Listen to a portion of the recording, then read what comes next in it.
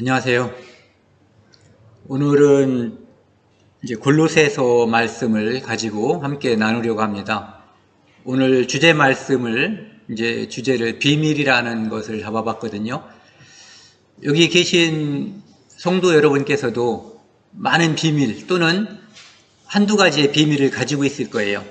나 혼자 아는 비밀도 있고, 또 우리 가족끼리만 아는 비밀, 또 내가 주변에 있는 어떤 특정한 사람들과 가지고 있는 비밀이 있을 수 있는데요. 오늘은 비밀이라고 하는 것은 하나님께서 인간을 사랑하셔서 이 땅에 예수 그리스도를 보내주시고 그분의 피로 인해서 모든 사람들, 지금까지 하나님을 알지 못하던 그런 사람들에게까지도 하나님을 알게 해주시고 유대인과 이방인의 담을 허는, 그래서 유대인과 이방인이 하나로 되는 그 계기가 된 예수 그리스도에 대해서 함께 나누는 시간을 갖도록 하겠습니다.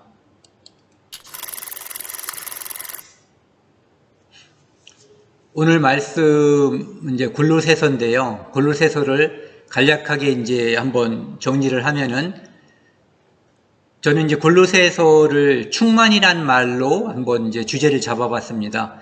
충만이라고 하는 것은 가득 찬 거거든요. 그래서 어떠한 부족함, 더 이상의 필요함을 느끼지 않는 상태를 갖다가 충만이라고 하는데, 그 하나님이 바로 그러신 분이죠.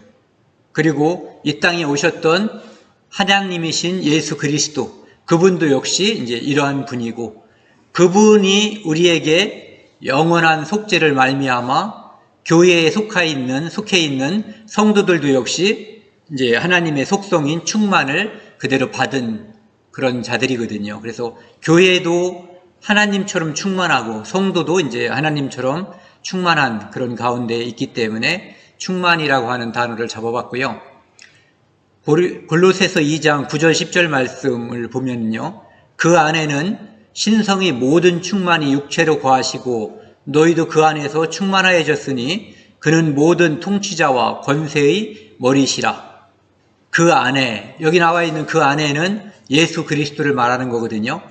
그래서 신성의 모든 충만, 신성은 여러 가지 해설, 뜻이 있을 수 있지만 그냥 하나님의 모든 것이 가득 찬 분이, 그러니까 하나님이 육체를 가지고 오신 분이다, 이렇게 간단하게 설명을 할 수가 있는 거죠. 너희도 그 안에서 충만하여졌으니, 예수 그리스도가 십자가에서 돌아가시고 부활하시고 승천하시고 그분의 약속대로 성령이 우리에게 옴으로 말미암아 하나님이 우리에게 들어와 계신 거거든요. 그래서 우리도 그 안에서, 예수 그리스도 안에서 충만하여졌다, 이런 얘기죠. 그는 모든 통치자와 권세의 머리시라. 모든 통치자와 권세, 모든 천사들이 여러 종류가 있는데 그 모든 천사들의 머리, 우두머리다, 이런 얘기죠. 그리고 골로새서를 또 한번 간략하게 정리를 하면은요, 위의 것을 찾으라.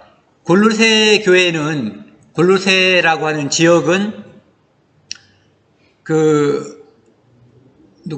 셀류쿠스 왕조의 안티오쿠스 3세가 유대인들을 그곳에 한 2,000명 정도로 이주시켰다고 그래요. 그래서 원래는 유대인들이 없는 지역인데 그곳에 유대인들이 옮겨가서 살게 된 거죠. 그러다 보니까 이 골로새에서 처음 시작할 때도 사도된 그런 이야기를 하거든요. 그러니까 사도권을 골로새에서 사도 바울이 주장하는 이유가 그곳에 유대인들이 있었기 때문에 사도 바울이 사도가 아니다라고 주장하는 사람들이 있었기 때문에 그런 표현을 쓴 거거든요. 그곳에서 보면은 옛사람이 있었고 새 사람이 있는데 예수 그리스도로 말미암아 그리스도인은 새 사람을 입은 사람들이에요. 그래서 새 사람을 입은 사람들은 다른 것들에 얽매이지 말고 이 땅에 있는 것을 찾지 말고 위에 있는 것에 마음을 두라는, 위의 것을 찾으라. 아까 그 지도를 좀 더 상세히 보면은 여기 골로새 지역이 여기거든요. 그래서 그 라우디게아라고 하는 지역, 이제 나중에 사도 바울이 처음 인사할 때하고 4장에서 끝날 때 이제 언급하는 지역이 바로 골로새라고 하는 지역하고 거의 붙어 있는 지역이거든요. 10km에서 20km 사이밖에 떨어져 있지 않은 그런 지역. 그 다음에 헤라볼리라고 하는 지역도 역시 이제 가까운 곳이고요. 그래서 요거 편김의 말씀을 드리면은 이제 계시록에서 말하는 라우디게아 교회가 차지도 않고 덥지도 않다라는 그런 이야기를 하는 게 이 헤라볼리는 온천 지역이에요. 그 다음에 골로새 지역은 이제 계곡물이 흐르는 차가운 물이 흐르는 것이죠. 그래서 두 지역에서 흐르는 물이 이렇게 합쳐지면은 라우디게아 교회 거기에는 이제 미지근한 물이 흐른다고 그러더라고요. 그래서 그런 배경을 가지고 이제 라우디게아 교회의 신앙 상태를 이제 언급했다라는 거죠. 앞에 것이 그냥 지나갔다고 생각을 하시고요. 오늘 여기서부터 시작을 하겠습니다. 오늘 주제 말씀은 골로새서 1장 3절, 2장 1절에서 3절 말씀을 가지고 하겠습니다. 제가 읽겠습니다. 내가 너희와 라우디게아에 있는 자들과 무릇 내 육신의 얼굴을 보지 못한 자들을 위하여 얼마나 힘쓰는지를 너희가 알기를 원하노니 이는 그들로 마음의 의안을 받고 사랑 안에서 연합하여 확실한 이해의 모든 풍성함과 하나님의 비밀인 그리스도를 깨닫게 하려 함이니 그 안에는 지혜와 지식의 모든 보화가 감추어져 있느니라. 아까도 말씀드린 것처럼 이 골로새 지역에는 사도 바울이 복음을 전한 에바브로가 복음을 전한 지역이라고 일반적으로 알려져 있거든요. 그런데 그곳에서 하나님께 순전한 마음으로 이제 섬기던 그런 성도들에게 이단이 들어간 거예요. 그 이단에는 이제 여러 가지 율법주의들, 그 다음에 그 철학가들, 이런 것들, 그 다음에 금욕주의, 이런 것들이 들어간 거거든요. 그래서 사도 바울이 편지를 쓰는데 그 이단을 배격하라는 말을 하기 전에 그리스도가 누구인지, 그 다음에 그리스도가 너희들이 말하는 그 헛된 속임수인 철학 이런 것과는 전혀 비교가 되지 않는 창조주 하나님이시라는 것, 그분에 대해서 이제 설명을 하게 되는 거거든요. 그렇기 때문에 마치 이런 것과 비슷한 거예요. 우리가 이제 이 세상에 유통되고 있는 돈이 많이 있는데 진짜 돈이 있고 가끔은 가짜 돈이 있거든요. 의조지폐라고 하는 거죠. 그래서 의조지폐인지 아닌지 가장 잘 감별해내는 나라가 우리나라래요. 대한민국. 세계에서 뭐 최고의 실력을 가지고 있다고 하더라고요. 그리고 이제 의조지폐를 가장 많이 만들게 되는 그 대상이 이제 주로 달러죠.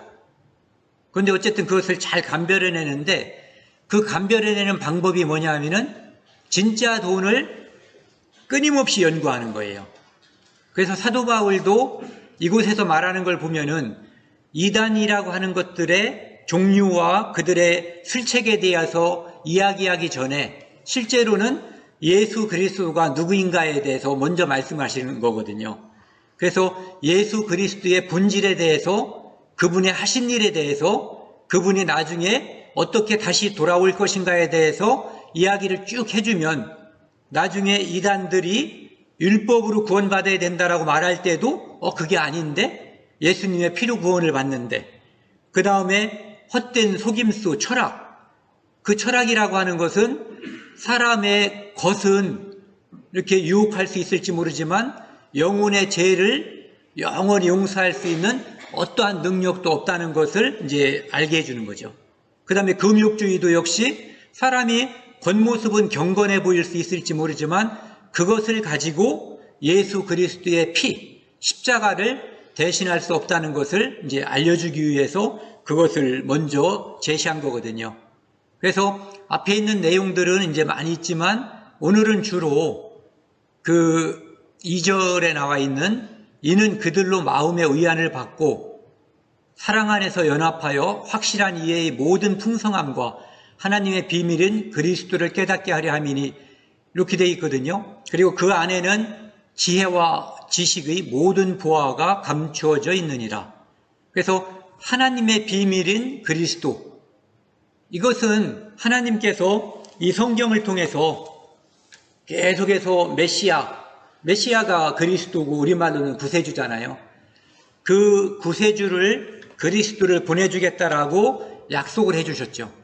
근데 그 약속을 해주셨지만 그리스도가 즉 구세주가 이 땅에 나타나기 전까지는 그분에 대해서는 비밀에 감춰져 있었던 거예요. 그분이 이 땅에 나타났을 때 그 비밀에 대한 베일이라고 그러죠. 좀 전에 이 커튼이 이렇게 쳐지는 것처럼요. 그 커튼에 가려져 있던 것이 커튼이 이렇게 열림으로 인해서 무대가 보이는 것처럼 그리스도에 대한 것이 비밀이었는데 예수님께서 이 땅에 하나님의 독생자로서 여자의 후손으로서 이 땅에 나타남으로 인해서 그 비밀이 인봉이 풀렸다는 얘기예요. 그래서 오늘은 하나님의 비밀이 무엇인가? 바로 그리스도거든요. 그리스도는 누구며 어떠한 분인가에 대해서 주로 말씀을 드리는 함께 나누는 그런 시간을 갖도록 하겠습니다. 골로새서 1장 15절에 보면은요. 이분이 바로 그리스도 예수님을 뜻하는 거거든요. 보이지 아니하는 하나님의 형상이시요 모든 피조물보다 먼저 나신 자니. 그래서 첫 번째는 그는 보이지 아니하는 하나님의 형상이다. 그래서 하나님은 보이지 않는 분이잖아요. 하나님은 영이시기 때문에 보이지 않고. 근데 보이지 않는 하나님께서 보이는 것처럼 증거하기 위해서 주신 것이 성경이거든요. 근데 그 성경에 계시된, 성경에 약속된, 예언된 그리스도를 이 땅에 보내주셔서 우리가 눈으로 볼 수 있는 하나님이 바로 예수 그리스도가 되는 거예요. 그러니까 하나님의 형상이라는 것은 보이지 않는 하나님을 보이는 하나님으로 이 땅에 보내주셨다. 그분은 하나님이시다라는 거거든요. 그런데 보이지 않던 분이 보이는 형상을 입고 오셨다. 이런 얘기죠. 이 빌립보서 2장 6절에서 8절 말씀을 보면은요. 그는 근본 하나님의 본체시나, 여기 보시면 그는 예수님을 뜻하거든요. 근본적으로 하나님의 본체시나, 바로 예수님은 하나님이시라는 거죠. 그러니까 우리가 삼위일체를 언급하지 않아도 성경에서는 이렇게 예수 그리스도를 가리켜서 하나님이시다. 본체란 말을 구태여 여러 가지로 해석할 필요도 없어요. 그냥 하나님이시다라고 보면 되거든요. 하나님과 동등됨을 취할 것으로 여기지 아니하시고 예수 그리스도는 이 땅에 오셔서 어떠한 법칙에서 움직이셨냐면 낮아지는 법칙. 가장 높으신 고귀하신 하나님께서 가장 낮은 인간으로 오셨어요. 태어날 때도 가장 낮은 곳에서 태어났고 그분은 가난한 집에서 자라났고 그리고 모든 사람들의 모든 인류의 죄를 한 몸에 뒤집어 쓰고 그리고 처참한 모습으로 십자가에서 피 흘려서 돌아가셨거든요. 그러니까 사람들은 다 높아지려고 하거든요. 열심히 공부하고 일하는 이유도 높아지기 위해서, 남들보다 돋보이기 위해서 뭔가를 하려고 하는 것이 사람들의 속성이거든요. 그런데 예수 그리스도는 이 땅에 오셔서 하나님처럼이 아니라 하나님이신데, 즉 지고하다고 그러잖아요. 지고. 가장 높으신 분, 더 이상 높을 수 없는 그분인데 그분과 같은 그 위치를 스스로 마다하시고 7절에 오히려 자기를 비워 종의 형체를 가지사 사람들과 같이 되셨고 그냥 사람이 아니라 죄인들의 모든 죄를 다 덮어쓰는 그런 모습이 된 거거든요. 사람의 모양으로 나타나서 자기를 낮추시고 어디까지 낮췄냐면은 죽기까지 복종한 거예요. 우리가 부모님께 복종을 하거나 또는 직장의 상사들에게 복종할 때 우리가 어디까지 복종할 수 있는가를 한번 생각해 보세요. 옛날에 왕정시대에는 죽기까지 다 복종을 하더라고요. 대부분의 사람들이 죽기까지 복종하는 거예요. 사약을 내렸는데 사약을 마시기 전에 저는 어렸을 때 좀 납득이 안 됐어요. 뭐 절을 하고 그렇게 하고 죽더라고요. 어떤 사람들은 저렇게 안 하면 가족에게 보복이 따라서 그런다는데 그런 이유도 있겠지만 실질적으로 그 땅, 그 나라에 대한 주재권, 모든 권한과 권리가 왕, 임금에게 있다는 것을 인정하는 태도인 거거든요. 그래서 이 모든 것을 많이 낮추는 사람은 예수 그리스도 하나님을 많이 인정하는 사람이고, 많이 고개를 치어드는 사람은 그 인정을 덜하는 거거든요. 우리가 구원받은 사람이 됐다고 하더라도. 그런데 예수 그리스도는 인간으로 낮아질 수 있는 가장 낮은 곳, 사람이 상상할 수 없는 그것까지 낮아지신 거거든요. 그래서 십자가에 죽으심이라. 그것으로 인해서 가장 낮아지심으로 인해서 하나님께서는 그분을 가장 다시 높이셨죠. 그래서 그리스도교라고 하는 것은 예수 그리스도께서 가장 낮아지시고 그것으로 인해서 하나님께서 그를 가장 높은 자리에 올리신 것과 같은 법칙. 그러니까 우리도 이 땅에서 낮아지는 것만큼 나중에 높아지는 그런 위치에 오를 거예요. 어쨌든 여기서는 빌립보서 2장 6절에 나와 있는 하나님의 본체시다. 이거 예수님은 바로 하나님이시다라고 하는 거에만 이제 초점을 맞춰보자고요.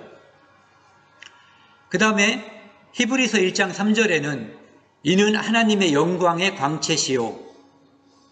하나님이 영광스러운 분이고 빛이 나는 분. 이것은 하나님을 인간의 차원에서 가장 멋지고 영광스러운 모습으로 묘사한 거거든요. 그런데 그 본체의 형상이다라고 이야기하고 있어요. 즉, 좀 전에 이야기했던 것처럼 하나님의 형상이다, 본질이다 이런 말들과 실질적으로 같은 말씀인 거죠. 그래서 예수님이라고 하는 분은 어떤 사람들은 천사 중에 하나다 또는 선지자 중에 하나다 이렇게 말하고 있지만 골로새서에서 사도 바울이 말하려고 하는 것은 예수 그리스도는 하나님이시다라는 거예요. 하나님. 그런데 그분이 육신을 입고 보이는 하나님으로 이 땅에 오셨다고 하는 것을 강조하는 거죠. 본체의 형상이시라. 그의 능력의 말씀으로 만물을 붙드시며 능력의 말씀으로 만물을 붙드시는 분은 하나님이시죠. 그런데 그의 능력의 말씀으로 그러니까 그분이 바로 하나님이시다. 이것을 다시 한번 강조하는 거예요. 그런데 그분이 이 땅에 오셔서 하신 일이 있죠. 죄를 정결케 하는 일을 하시고 이 땅에 있는 모든 사람들이 하나님과 이렇게 거리가 멀어진 것, 불화하게 된 것, 그것은 바로 딱 한 가지 이유거든요. 바로 죄죠. 그 죄의 기원은 에덴 동산인 거죠. 그런데 어쨌든 죄를 정결케 하시는 일, 즉 죄 때문에 하나님과 인간이 불화하게 됐는데 이 죄의 담을 인간이 할 수 없는 오직 하나님께서만 가능하신 그것을 그분이 이 땅에 오심으로써 죄의 담을 확 허물어 버리신 거예요. 그래서 죄를 정결케 일을 하시고 하는 일을 하시고 높은 곳에 계신 지극히 크신 그의 우편에 앉으셨느니라. 즉 하나님 우편에 지금 앉아 계시다. 즉 그것은 구원의 사역, 구원의 역사를 완전히 성취하고 완료했다 이런 얘기죠. 그러니까 예수님은 하나님이신데 육체를 입고 이 땅에 오셨고 모든 인간의 구원을 위해서 이 땅에 오셨는데 그 일은 완성되었다. 이렇게 히브리서에서 이제 이야기하고 있는 거죠. 또다시 요한복음 12장 45절에 보면은요.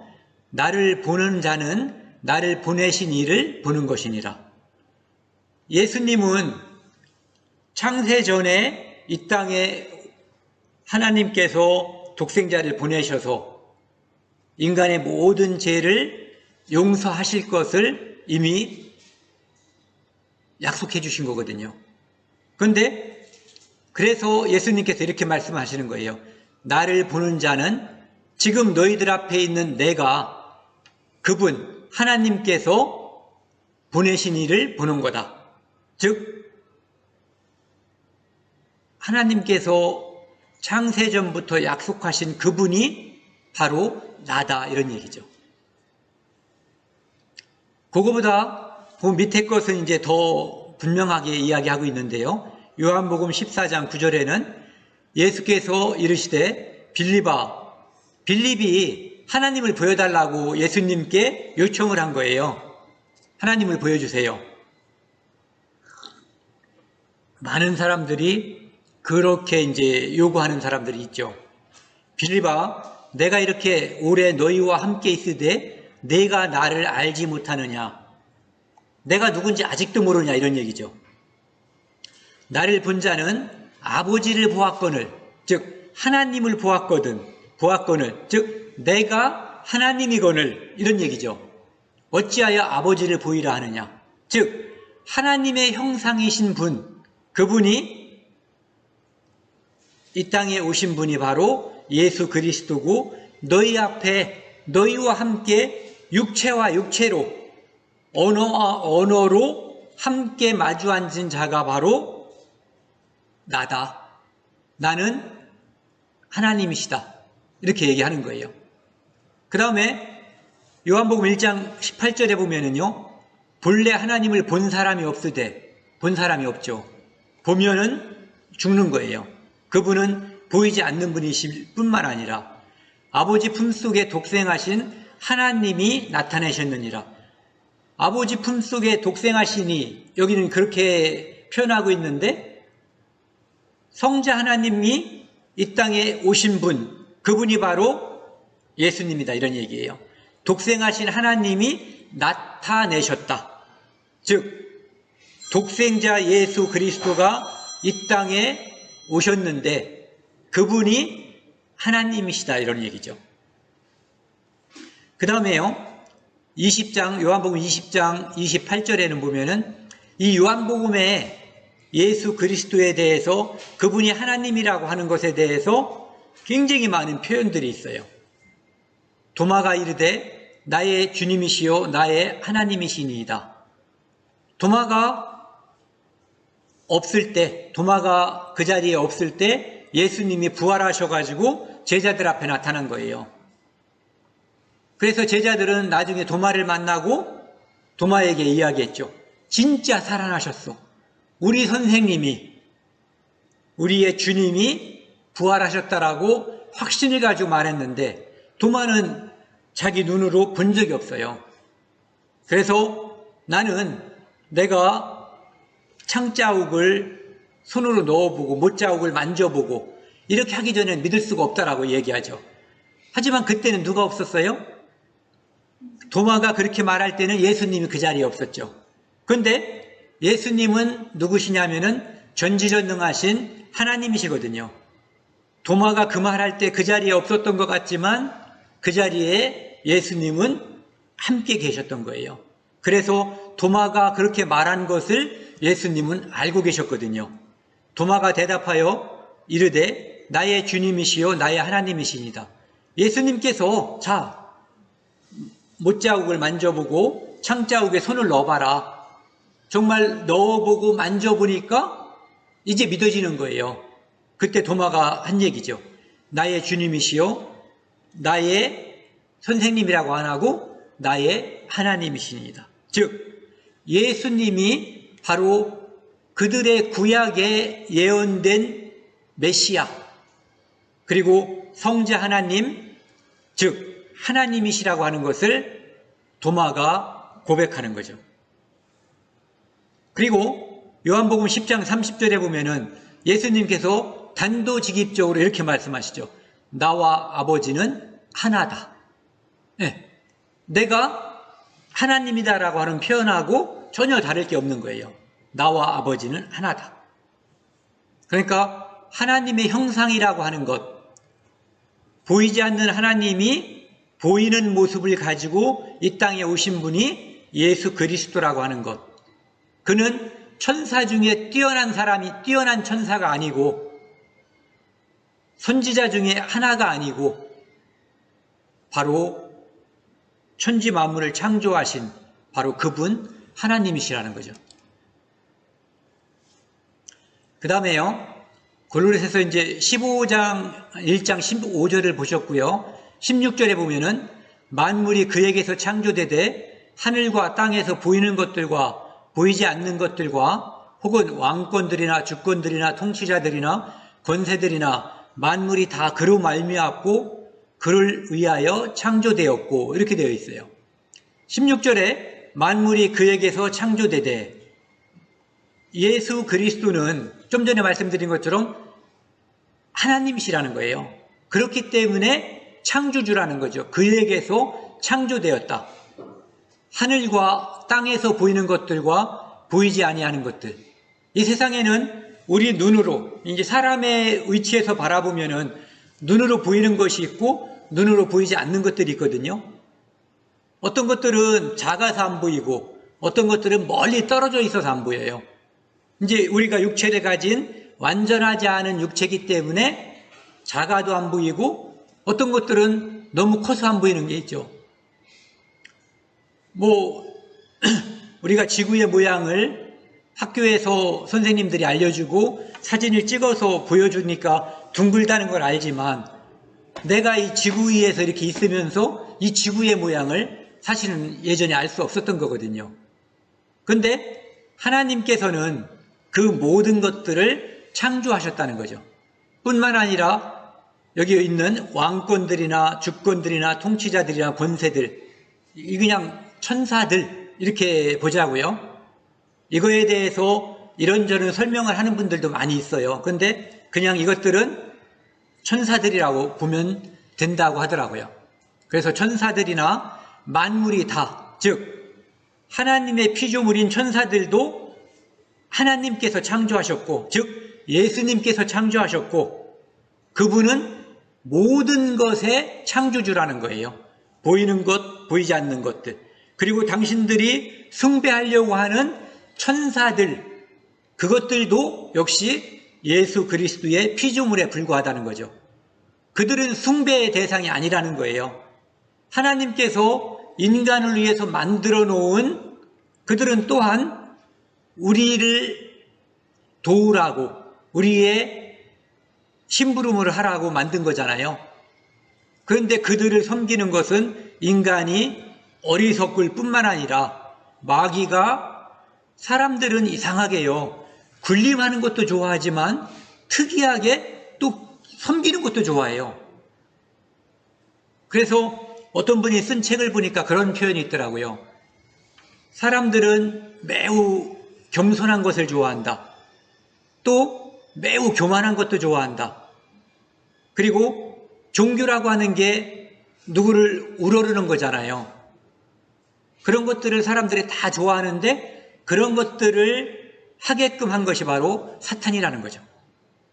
그런데 그곳에서, 겸손한 것에서 무엇인가를 우러르는 것에서 하나를 딱 빼놓는다는 거예요.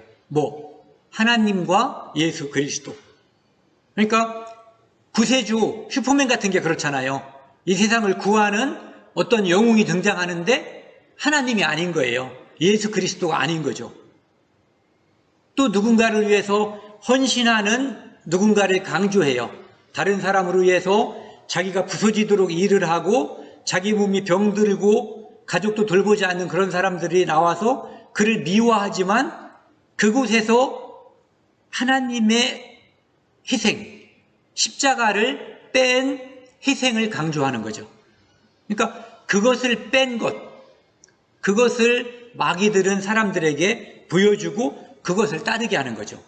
그러니까 종교도 그렇고 사람들이 군림하는 것, 모든 것들이 결국은 마귀가 예수 그리스도 또는 하나님이라고 하는 모습을 감춘 채 스스로 군림하고 스스로 만족하게끔 하는 매우 좋은 장치가 되는 거예요.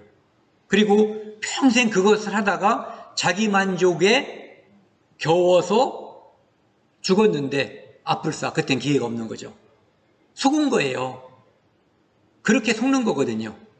그래서 사도 바울이 자꾸 창조주를 이야기를 하고 그리스도 이야기를 하는 이유가 뭐냐면은 너희들을 속이려고 하는 그 대상들이 예수 그리스도하고는 견줄 수 없는 존재라는 거죠. 가치나 신분이나 모든 것에 있어서 이분은 창조주 하나님, 여기는 피조물 또는 인간이 만든 철학, 속임수, 유혹 이거에 불과하다는 것을 이야기하고 있는 거예요. 그래서 여기 보면 노란 글씨요. 그에게 창조되었고 대대 그로 말미암고 즉 그를 통해서 무언가가 나왔다 이런 얘기죠. 즉 그는 창조주고 다른 것들은 피조물이라는 거예요. 그를 위하여 창조되었고 그런데 그 모든 피조물은 그를 경배하고 그에게 영광을 돌릴 의무가 있는 거예요. 그래서 그를 위해서 창조된 거거든요. 요한복음 1장 10절에는요. 그가 세상에 계셨으며 즉 예수님께서 한 번은 빛으로 오셨다고 되어 있고 또 한 번은 말씀으로 계신 분이 이 땅에 오셨다라고 말씀하시는데 그가 세상에 계셨으며 이 땅에 오셨죠. 세상은 그로 말미암아 지은 바 되었으되 그 터미네이터 영화 같은 거 보면은 이렇게 미래에서 쫙 오는 그런 게 나타나잖아요. 그런 것들에 대한 어떤 상상이 이런 성경 같은 데서 왔을 것 같아요. 이를테면은 아달리아라고 하는 그 황후라고 그래야 되나? 이제 왕도 해먹었으니까 왕이라고 해주죠 뭐. 왕이 그 유다 지파에서 태어난 다윗의 후손들, 왕자들을 싹 죽이려고 하잖아요. 그렇게 죽여버리면은 다윗 왕손을 통해서 씨가 이렇게 쭉 연결이 되지 않고 연결이 되지 않으면 예수 그리스도가 태어날 수가 없잖아요. 그러니까 예수 그리스도의 탄생을 막기 위해서 사탄은 아달랴라고 하는 그 여자의 마음에 확 들어가 버린 거죠. 그래서 그걸 시도하지만 하나님은 이제 그것을 그 시도를 갖다가 무의에 그치게 해버리는 거죠. 그래서 이 요한복음 1장 10절에도 보면은 세상은 그로 말미암아 지은 바 되었으며 그래서 예수님은 창조주라고 하는 것을 다시 한번 이야기하고 있죠. 그 다음에요. 골로새서 15절 16절 봤고요. 17절에 또한 그가 만물보다 먼저 계시고 만물이 그 안에 함께 섰느니라. 만물보다 먼저 계셨다라고 하는 것은 만물이 존재하기 전에 그분이 존재했다는 거예요. 만물이 탄생하기 전에 그분을 탄생시켰다, 피조했다, 이런 피조물 중 1번이다라는 의미가 아니라 모든 피조물이 존재하기 전부터 그분은 존재하는 분이었다라고 하는 것을 이야기하는 거죠. 요한복음 1장 1절, 3절하고 14절에 보면은요, 태초에 말씀이 계시니라. 여기 나와 있는 태초는 누가 이제 저는 그런 것들을 잘 생각을 안 하는데 창세기에 있는 태초와 여기 있는 태초는 창세기 있는 태초보다 여기 있는 태초가 훨씬 앞선 개념이다라고 이야기를 하더라고요. 어쨌든 태초에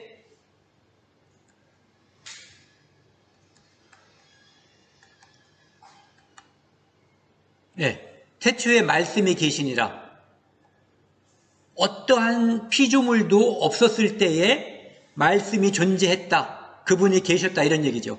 이 말씀이 하나님과 함께 계셨으니 이 말씀은 곧 하나님이시라.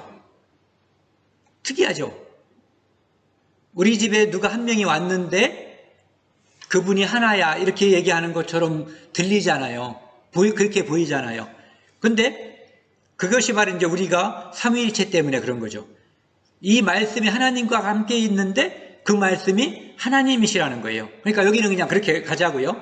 하나님과 말씀은 같은 분이다. 함께 있는 분인 줄 알았는데 같은 분이다라는 얘기예요.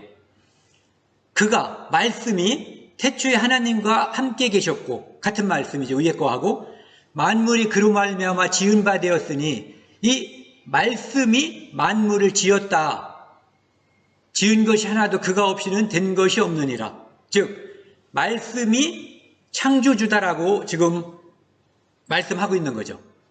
그런데 14절에 보면은 말씀이 아까는 하나님이셨고 그분이 말씀이 창조주라고 했는데 이제는 14절 말씀 같이 읽겠습니다. 시작. 말씀이 육신이 되어 우리 가운데 거하심에 우리가 그의 영광을 보니 아버지의 독생자의 영광이요 은혜가 진리가 충만하더라. 말씀이 하나님이신데 그분이 이제는 육신이 됐다는 거예요. 즉 이 땅에 오신 하나님의 독생자, 보이지 않는 하나님이 보이는 하나님 예수 그리스도로 이 땅에 오셨고 우리 가운데 그 당시에 사람들과 함께 사셨잖아요. 사람의 자식으로 태어나서 사람의 자식으로 성장했고 사람들과 함께 계셨거든요. 우리가 그의 영광을 보니, 그런데 그분은 사람, 죄를 가지고 있는, 죄성을 가지고 있는 사람이 아니라 하나님의 영광이더라는 거죠. 아버지의 독생자의 영광이요, 즉 성자 하나님이시요 은혜와 진리가 충만하더라. 진리는 예수님께서 이렇게 말씀하셨거든요. 요한복음 14장 6절에 내가 곧 길이요 진리요 생명이니, 진리라고 표현할 수 있는 분은 바로 예수 그리스도거든요. 즉 예수님이 진리고 충만했다. 충만은 아까 말씀드린 것처럼 빈틈이 없는 거예요. 가득 차서 어떠한 보충이 필요 없는 상태. 여러분들은 충만하셔요? 돈도 필요하죠. 점심때 되면 밥도 먹어야죠. 또 화장실도 가야지 되고 여러 가지 우린 필요한 것들이 너무 많아요. 아직은 우리가 완전하지 않아요. 하지만 우리는 그 완전성, 충만한 것을 우리에게 예수 그리스도께서 끼쳐주신 거거든요. 교회와 성도들에게. 그래서 때가 이르면 예수님께서 이 땅에 다시 한번 오시는 그때가 되면 우리도 이런 데 나와 있는 글씨가 그대로 성취가 되는 거죠. 우리도 완전히 충만해질 거예요. 완전해질 거라고요. 그것이 뭔지 잘 모르지만 우리가 부활하신 예수님에서 조금의 힌트를 얻을 수가 있는 거죠. 그분을 바라봄으로써 나중에 우리가 어떻게 될 것인가에 대한 힌트를 얻을 수가 있어요. 그 다음에요. 골로새서 1장 18절에 보면은 그는 몸인 교회의 머리시라. 그분은 하나님의 본체시다. 그리고 그분은 창조주시다. 그랬는데 이제는 또 그분이 누구냐면은 교회의 머리다. 그가 근본이시요. 근본은 제일 원인이란 말을 한번 써보자고요. 이 세상에 있는 모든 것들이 하나님, 즉 창조주로 말미암아 시작됐다면 피조의 세계가, 창조의 세계가 하나님으로부터 말미암았다면 창조를 시작하기 전 단계에 있었던 그분을 말하는 거예요. 그는 근본이시요 죽은 자들 가운데서 먼저 나신 이시니, 아담이 죽어야 할 자 중에 첫 번째라면 죽음 가운데서 부활하신 첫 번째 분이 바로 예수 그리스도시죠. 그분이 죽음을 이기시고 부활하셨기 때문에 우리는 그분에 붙어서 나중에 부활할 것을 확실히 믿는 거예요. 이는 친히 만물의 으뜸이 되려 하심이요. 그래서 만물의 으뜸이 되려 하심이요라고 되어 있지만 만물의 으뜸이 되셨다라는 의미래요. 이것이. 그래서 교회의 머리시고 만물의 으뜸, 즉 창조주 하나님, 전지전능하신 하나님, 유일무이한 창조주, 이런 분이시죠. 그래서 그분이, 여러분들이 우리가 속해 있는 한 집단을 생각을 해보자고요. 저는 군대에 있을 때 우리 이제 뭐라 그럴까? 소대장이 있고 중대장이 있고 그 다음에 같은 영내에 대대장도 있고 또 조금 더 확장하면 연대장이 있었어요. 그리고 사단장님은 저쪽 멀리 딴 데 있었어요. 근데 내가 속해 있는 어떤 모임, 조직, 집단 중에 가장 높은 자가 어느 계급이냐에 따라서 그 모임의 성격이 규정되거나 어떤 힘이 규정될 수 있거든요. 그래서 청와대에 있는 사람들이 다른 데 있는 사람들보다 어떤 권세가 더 있는 거죠. 근데 교회의 머리이신 예수님이신 거예요. 우리 위에 바로 계신 분이 천지를 창조하시고 모든 것의 주관자이시고 통치자이신 바로 하나님이신 거거든요. 그분이 우리 위에, 우리와 늘 함께 있고 우리가 무엇이 아쉬워서 말하면 들으시고 우리가 억울해도 들으시고 우리가 필요한 것도 들으시고 그 모든 것에 관심을 가지고 함께 계신 분, 그분이 바로 예수 그리스도인데 지금 현재 우리와 함께 계신 분이죠. 이 자리에도. 그러니까 우리가 교회라고 하는 것에 우리가 속해 있다는 것이 얼마나 영광스러운 것인가, 이것을 한번 생각해 봐야지 돼요. 지방에 있는 말단 관리, 그게 아니라 청와대에 있는 최고위층이 아니라 이런 분들은 선거에서 왔다 갔다 하잖아요. 근데 옛날에 왕들은 한 번 되면 끝까지 했죠. 근데 왕은 시대에 따라서 나라에 따라서 수천 수백 명이 바뀌었을 거예요. 어쩌면 수만 명일지도 모르죠. 왕이었다고 해도 아무것도 아닌데, 근데 바로 창조주 하나님이 우리의 머리가 되시는 거예요. 그분이 우리 교회의 지도자이신 거예요. 이 모임을 이끌어 가시고 영원무궁하게 함께 인도하시는 분인 거죠. 에베소서 1장 22절 23절에서는 이렇게 표현하고 있어요. 또 만물을 그의 발 아래 복종하게 하시고, 언젠가 우리 눈에도 보이겠죠. 지금은 하나님께서 모든 것을 만물을 운영하고 계시지만 이것은 한번 저주받은 땅인 거예요. 하지만 나중에 하나님께서 이것을 다시 창조할 때처럼 완전한 모습으로 모든 피조물의 세계가 그분에게 복종하는 상태로 다시 한번 재창조하실 거잖아요.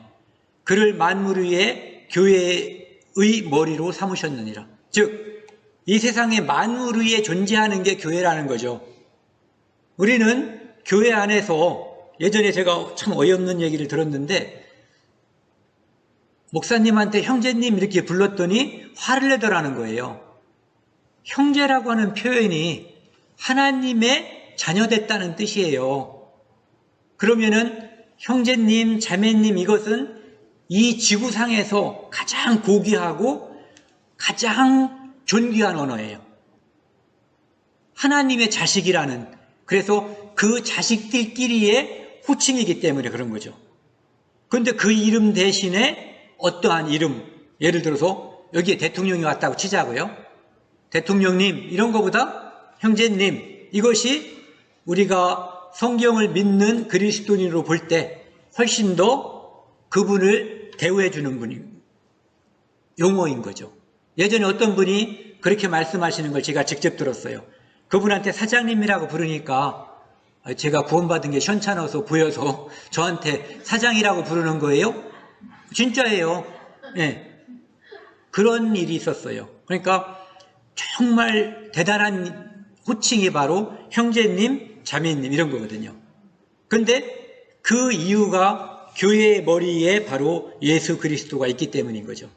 교회는 그의 몸이니. 그래서 오늘은 이제 주로 하나님의 비밀인 그리스도에 대해서 이야기하고, 여기는 그리스도의 비밀인 교회에 대해서 짧게만 여기서 말씀드리고 지나가겠습니다. 교회는 그의 몸이니 만물 안에서 만물을 충만케 하시는 이의 충만이니라.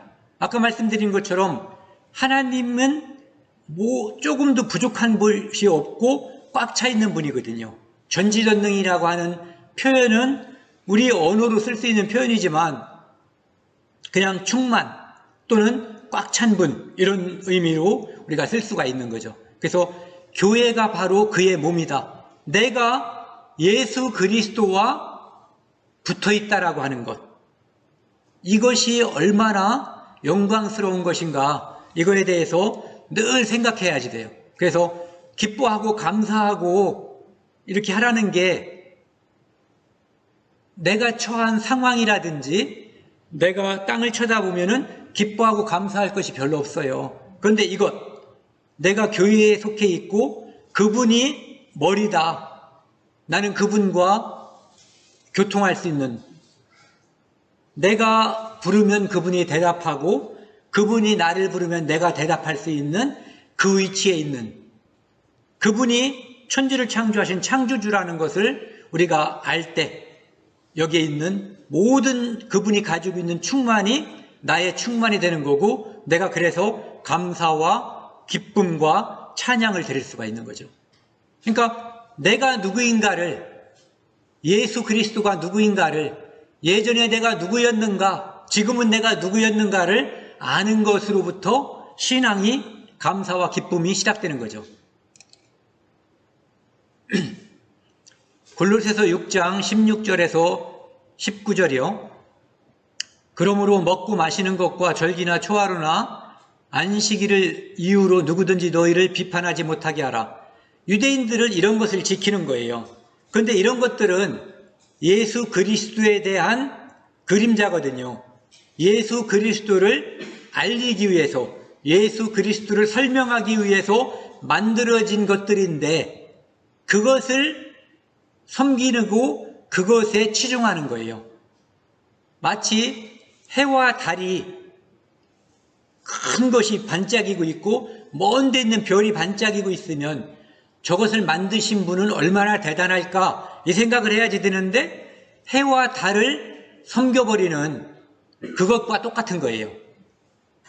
17절, 이것들은 장래일의 그림자이나 몸은 그리스도의 것이니라. 즉 그것들은 그림자이고 그 모든 것들, 절기, 초하루, 안식일, 이런 것들에 대한 본체는 바로 예수 그리스도라는 거죠.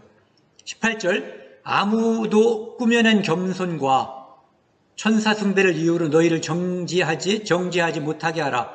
그가 그 본 것에 의지하여 그 육신의 생각을 따라 헛되이 과장하고, 종교 같은 것을 생각하면 돼요. 천사 숭배도 그렇고 그런 것들에서 멋있는 것들이 있어요.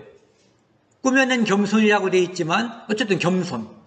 그 다음에 그런 것들이 사람들이 겸손을 가장해서 종교 행사를 하고 거기에 심취해 있지만 거기서 빠진 게 있어요. 예수 그리스도, 하나님. 요거를 빼뜨리고 거기에 올인하게 만들어버리는 거거든요.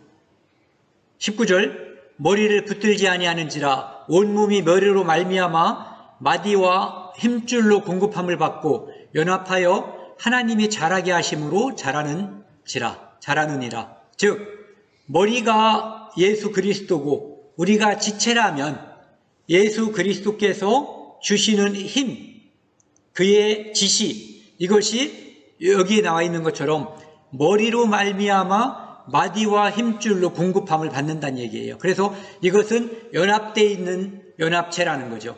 우리 눈으로 보이지 않지만 그 요한복음 15장에 나와 있는 포도나무의 비유, 나는 포도나무요 너희는 가지라. 그래서 포도나무에 가지가 붙어있는 형상으로 우리는 예수님과 연합되어 있는 상태고, 여기서 설명하는 것은 그분은 머리고 우리는 이런 지체로 연합되어 있어서 하나님의 이제 충만을 경험하는 자들이라, 이런 얘기죠. 골로새서 1장 19절에요. 아버지께서는 모든 충만으로 예수 안에 거하게 하시고, 하나님의 충만이 예수 그리스도 안에 그대로 충만하게 있고, 즉 그분과 그분은 같은 분이시고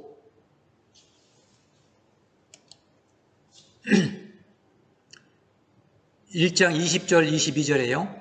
그의 십자가의 피로 화평을 이루사. 이제는 예수 그리스도는 누구인가? 하나님의 본질이다. 형체다. 형상이다. 창조주다. 그리고 이번에는 화평케 하시는 분이다. 이런 분이죠. 십자가의 피로 화평을 이루사 만물고 땅에 있는 것들이나 하늘에 있는 것들이 그로 말미암아 자기와 화목하게 되기를 기뻐하심이라.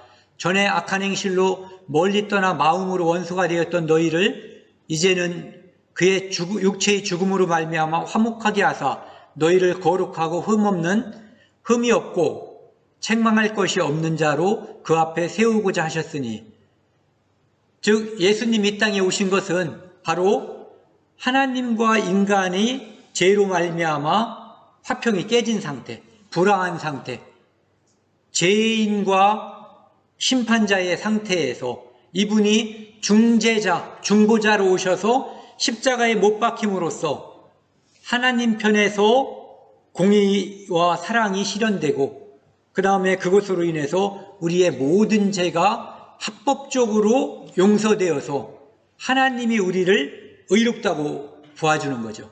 즉 예수 그리스도의 죄 없으신 하나님이신 예수 그리스도의 의로움이 공식적으로 우리에게 임한 거예요.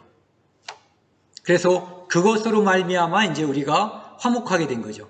그리고 이 화목은 하나님을 몰랐던 이방인들에게 예수 그리스도로 말미암아 이제는 이 세상에는 두 부류의 사람들이 있어요. 어떤 사람들은 남자, 여자. 요새는 이렇게 말하면 이제 큰일 난다고 그러죠. 여러 가지가 있다고 말을 해야지 이제 된다는데, 저는 그냥 깜빵 가더라도 두 가지가 있다고 그냥 말을 할 거예요. 유대인과 이방인이 있는 거예요. 하나님을 자기 것이라고 생각하고 하나님의 백성이라고 생각하는 자들과 이방인을 개라고 생각하고 있는 이방인, 유대인, 그리고 하나님을 몰랐던 이방인. 그런데 십자가의 피로 말미암아 이 둘이 하나가 된 거예요. 전혀 구분이 없이 십자가 안에서 하나님의 백성이 된 거죠. 예전에는 유대인들만 하나님의 백성이었는데 이제는 그리스도의 십자가 안에서 유대인과 이방인이 하나가 된 것. 이것이 바로 교회고 그것이 바로 그리스도의 비밀인 것이죠. 에베소서 3장 4절에 보면은 그것을 읽으면 내가 그리스도의 비밀을 깨달은 것을 너희가 알 수 있으리라 이렇게 되어 있어요. 그래서 바로 그리스도의 비밀이 바로 좀 전에 말씀드리던 그거예요. 6절을 한번 같이 읽겠습니다. 시작. 이는 이방인들이 복음으로 말미암아 그리스도 예수 안에서 함께 상속자가 되고 함께 지체가 되고 함께 약속에 참여하는 자가 됨이라. 이것이 바로 그리스도의 비밀이죠. 유대인들만의 하나님이 아니라 이방인들의 하나님도 되고 이방인들이 예수 그리스도 안에서 하나님의 합법적인 상속자가 되는 것. 그리고 그것이 약속으로 지금까지 이어지고 영원히 이어질 것. 이것이 바로 그리스도의 비밀이에요. 그 그리스도의 비밀은 바로 교회를 통해서 나타나는 거죠. 어떤 분이 쓴 시인데 짧게 한번 읽어볼게요. 그리스도의 비밀.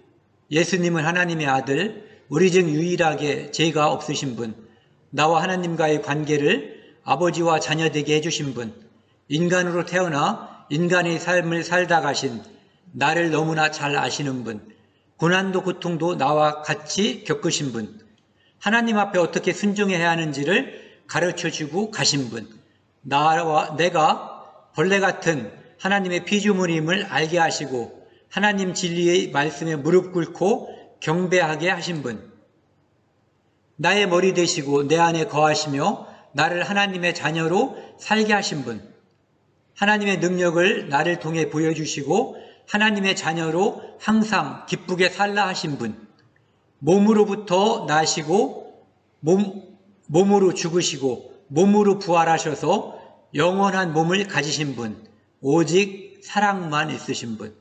인터넷에서 뭘 뒤지다 보니까 나왔는데 읽다 보니까 좋아요. 그래서 소개하려고 가져왔어요. 오늘 제가 찾은 마지막 말씀입니다. 함께 크게 읽었으면 좋겠어요. 시작.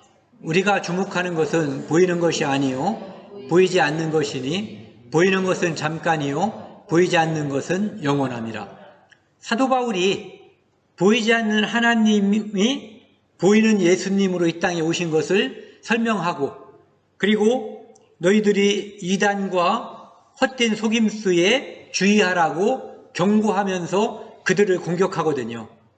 그 모든 것들은 결국은 보이지 않는 하나님을 보이는 예수님으로서 구세주로 영접한 성도들은 궁극적으로 이 땅에서 보이지 않는 것을, 즉 변하지 않는 것을 추구해야지 된다는 거죠.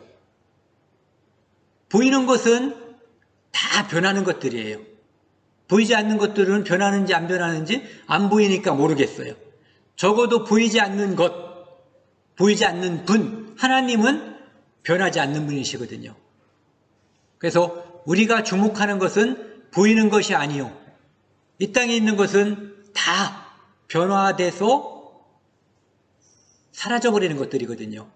거기에 내가 가치를 두고 거기에 투자한다면 나중에 건질 게 없는 거예요. 변화해버렸으니까, 사라져버렸으니까. 근데 보이지 않는 것, 보이지 않는 것이니 보이는 것은 잠깐이요 보이지 않는 것은 영원함이라. 즉 우리를 구원하신 분 예수 그리스도, 그분을 이 땅에 보내신 분 하나님, 그것을 아는 것과 그분을 전파하고 그분을 위해 살기 위해서 나 자신을 헌신하고 희생하는 것, 그것이 보이지 않는 것, 즉 영원한 것, 변하지 않는 것에 우리가 마음을 두고 투자하는 것이거든요.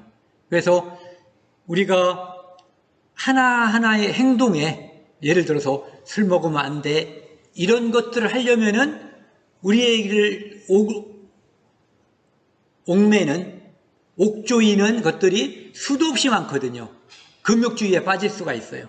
그런데 포괄적으로 우리가 무엇에 마음을 둘 것인가, 어디에 투자할 것인가, 무엇을 할 것인가를 이렇게 하자는 거죠. 보이지 않는 것, 영원한 것, 그 찬송가에 그거 있죠. 나의 영원하신 기업. 거기에 내가 마음을 두어야 된다는 거죠. 오늘 여기까지 하겠습니다.